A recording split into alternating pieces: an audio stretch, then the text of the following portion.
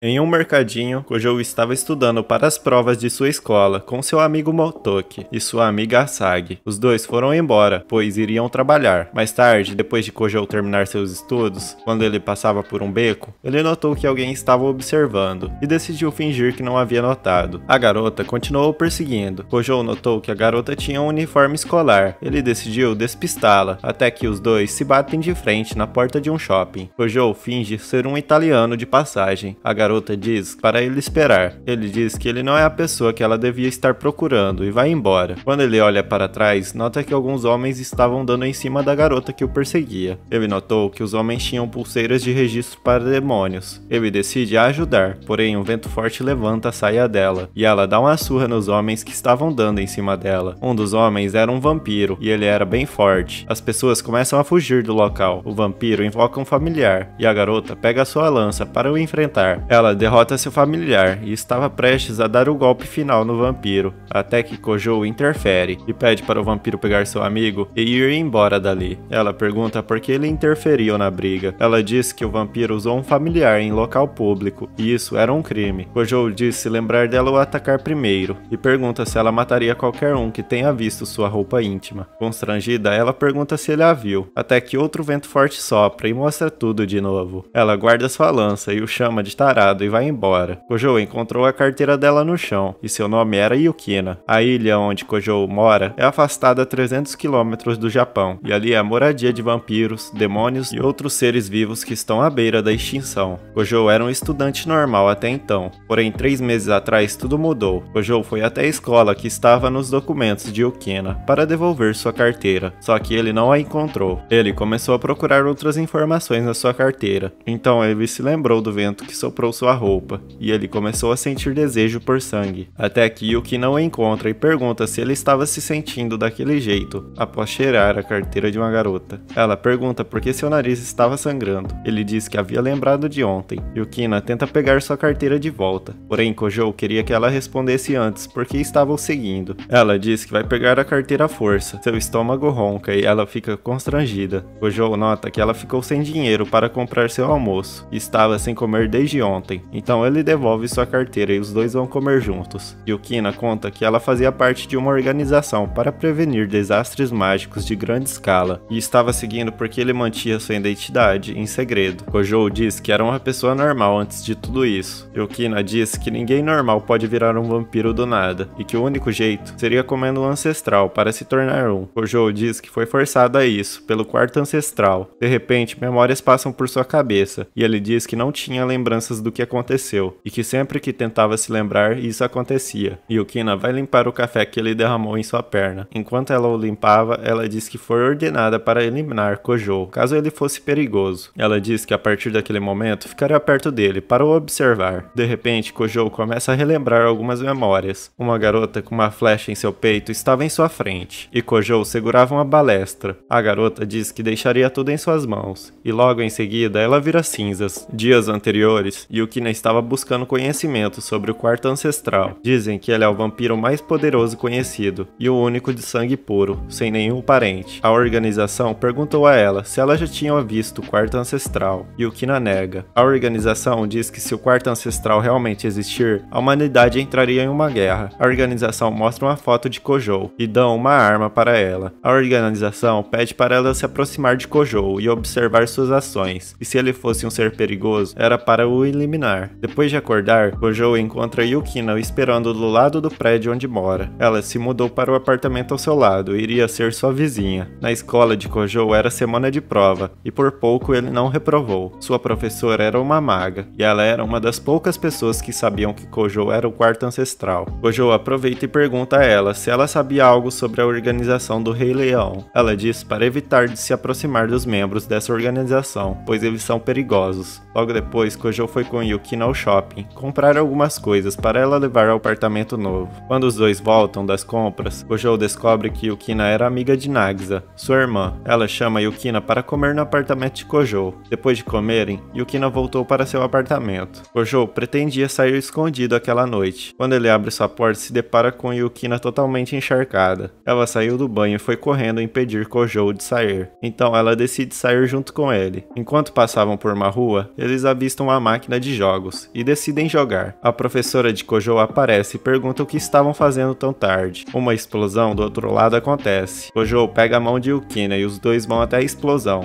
Um familiar gigante estava descontrolado. Yukina pega sua arma e iria parar aquilo. Ela pede para Kojou não a seguir, que ela cuidaria disso. Dois homens estavam lutando no local. Yukina interfere na briga. Aquele homem era um exorcista da igreja da Europa Ocidental e ele estava caçando vampiros. Yukina começa a lutar com o exorcista. Ele estava lutando melhor que ela. O exorcista chama sua familiar. Ela estava prestes a atacar Yukina em cheio, até que Kojou aparece golpeando-a e salvando Yukina. Ele acaba lutando contra o exorcista, até que ele é gravemente ferido, e raios começam a sair do corpo de Kojou. O exorcista decidiu fugir naquele momento. No dia seguinte, notícias sobre o incidente na cidade circulavam, e ninguém sabia a verdadeira causa disso. Kojou pergunta a Yukina se ela iria reportar para a organização. Ela diz que não, pois uma das causas foi ela, e ele a salvou. Kojou diz a Yukina que o motivo daquilo acontecer foi porque os familiares não aceitam Kojou como mestre, por ele ser um vampiro que nunca sugou sangue antes. Na escola, a professora conversava com Kojou e Yukina. Ela disse que outros 6 acidentes semelhantes aconteceram na ilha, e que o exorcista estava caçando demônios, e provavelmente ele iria caçar Kojou também. Em uma lanchonete, Yukina mostrava todas as possíveis localizações da igreja da Europa Ocidental. Kojou pede ajuda para sua amiga Sagi, para que acessasse informações confidenciais dessas instalações. Ela encontrou dados sobre homúnculos em uma delas. Então, Kojou e Yukina foram investigar. Nas instalações, Yukina pede para ele esperar ela voltar. Ele diz que não vai deixá-la sozinha e que vai com ela, a deixando constrangida. Eles vão juntos. Quando abrem a porta, eles se deparam com um laboratório e haviam vários homúnculos lá dentro, até que a garota do acidente aparece. Ela diz que em breve essa ilha afundaria. Aquela garota foi criada para hospedar no familiar e estavam usando o poder que pegavam dos demônios que eles derrotavam para ela ficar mais forte. Kojou ficou irritado por isso, então ele ataca Astarte. Porém, ele não era forte o suficiente para lutar com ela. Yukina até tentou, porém não adiantou. O exorcista estava prestes a cortá-la, então Kojou entrou na frente do golpe, e sua cabeça acabou sendo arrancada de seu corpo. O exorcista seguiu seu caminho até o local onde estava o núcleo que mantém a ilha flutuando na água. Kojou acorda. Seu corpo foi totalmente regenerado depois de um tempo. Yukina começa a chorar emocionada, pois ela achou que ele estava morto. Kojou vai se levantar, porém escorrega e cai em cima de Yukina. Então ele se aproxima do pescoço dela e diz que ela é cheirosa e linda, e a deixa muito constrangida. Ele sai de cima dela, e ela o chama de pervertido. Tremores começam a acontecer. Quando Kojou pega o celular, ele vê notícias que o portal da pedra fundamental, que mantém a ilha sobre a água, foi atacado, e ele se lembra que sua amiga está em horário de trabalho. Ele liga para a Sagi, e ela conta tudo o que aconteceu a ele. O exorcista estava quase chegando a seu objetivo.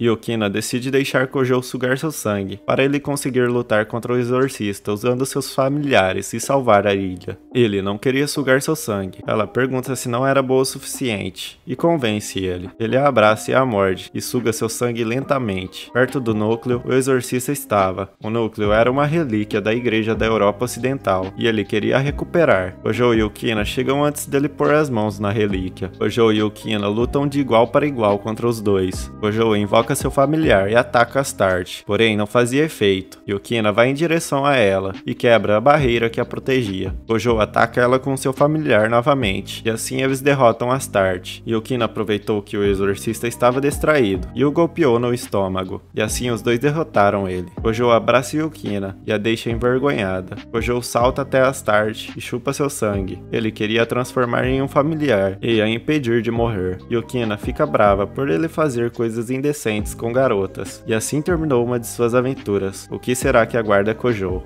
Deixe aí nos comentários o que você achou desse anime. E não se esquece de dar uma passada na Mansão dos Otakus, lá no Discord. Muito obrigado por assistir até aqui, e até a próxima.